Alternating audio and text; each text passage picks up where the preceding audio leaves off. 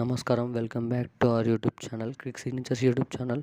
So ఈరోజు వీళ్ళనైతే తెలంగాణ రైతు బంధుకు సంబంధించిన యాసంగి రైతు బంధుకు సంబంధించిన చాలామంది ఖాతాలను అయితే అమౌంట్ అనేది పడలేదు. చాలామంది ఖాతాలను అయితే పడడం అయితే జరిగింది. సో దానికి సంబంధించిన ఇంకెవరికైతే డబ్బు పడుతుందో ఇప్పటివరకు ఇలా పడుతుందని అయితే పూర్తి వివరాలు అయితే లేటెస్ట్ న్యూస్ ప్రకారం అయితే మనమైతే ఈ వీడియోలో అయితే పూర్తిగా వివరాలు అయితే తెలుసుకుందాం.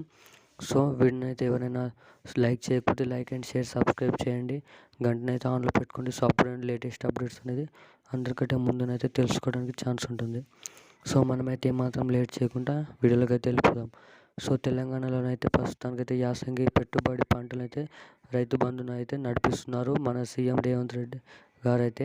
సో తెలంగాణ రాష్ట్రం మొత్తం అయితే చాలామందికి 100%లో 40% మందికనైతే రైతు బంధు అమౌంట్ అనేది ఖాతాలో పడినట్టు జమ అయినట్టు మనకైతే కిందనైతే కామెంట్ చేస్తున్నారు చాలామంది.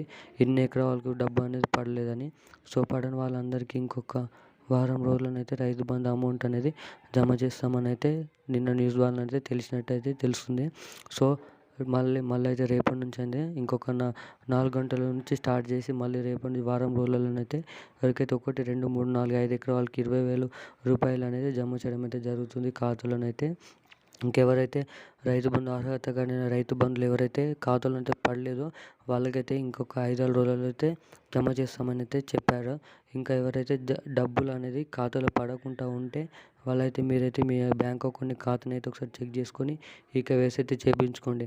ఇంకా ఇప్పటివరకు అయితే మనకైతే 58 లక్షల రైతులు అయితే అర్హత కలిగిన రైతులు అయితే ఉన్నారు. సో వారు కూడా తొందరలో జమ చేస్తామని అయితే వారందరికి కూడా తొందరలో అయితే జమ చేస్తామని అయితే చెప్పడం అయితే జరిగింది.